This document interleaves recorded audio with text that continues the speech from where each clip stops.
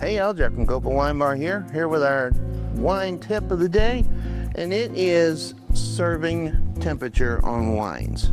So there's a couple of reasons that there are some big misconceptions about what is a proper serving temperature on wine.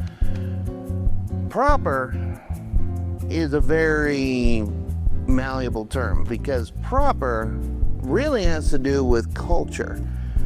What is the wine culture of a certain area or a country compared to other countries? Because let's say Europe, for instance, they consider room temperature actually cellar temperature. So a lot of the wines you get over there are served a lot cooler than the wines you get served here because they're being brought out of the cellar, which is 55 up to 65 degrees, but usually about 55.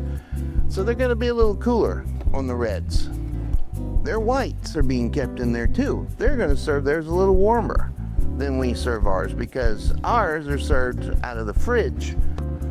35 to 45 degrees, kind of in that range.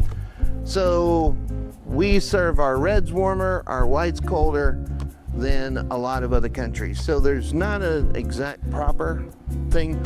The thing about serving wine chilled is the more chilled it is, the more the flavors kind of get muted for two reasons.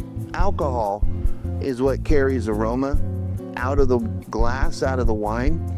And if it's too cold, the alcohol is not evaporating out of the wine, so you've got to do a lot more sniffing and swirling to get the characters out of the wine. But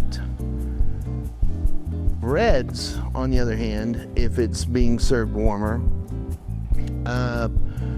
you can almost get too much out of it. It can be overwhelming. So if you put a little chill on it, it'll dampen some of that alcohol release down, and it's going to make it a little more approachable, especially the New World style, because we tend to get our alcohols a lot higher than the Europeans do. But one exception is bubbles. You want your bubbles, champagne, prosecco, cava, wherever they came from, you want those as cold as possible because the colder you serve those, the longer it's going to maintain its bubbles. The warmer the wine, the quicker the CO2 is releasing, and it's going to go flatter quicker. So you want, good, fresh, crisp, cold bubbles with lots of foam in them. Now, the cold will kind of make your taste buds shrink up, and you won't taste as much when it's super cold, but the palate is going to enjoy so much more of that beautiful foamy release of the CO2. That colder is better for bubbles. But if you want to taste more in your whites, let them come up a little bit in temperature after you pull them in the fridge. If you're being overpowered with a red, put it on ice, put it in the fridge for a little while, let it come down a little bit in temperature, and it's going to be a lot more approachable. But that's it. There's no right or wrong. It's what makes you happy. If it's too warm here, we'll throw it in a bucket of ice for you if it's a red. If these are too cool, we'll let it sit out a little bit. Or pour yourself a glass and just let it sit in the glass. So, that's it. That's temperature.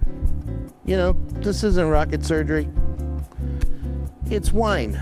Just get out there and enjoy it. Don't worry so much. Just enjoy it. So until next time, y'all have a good one. Thanks.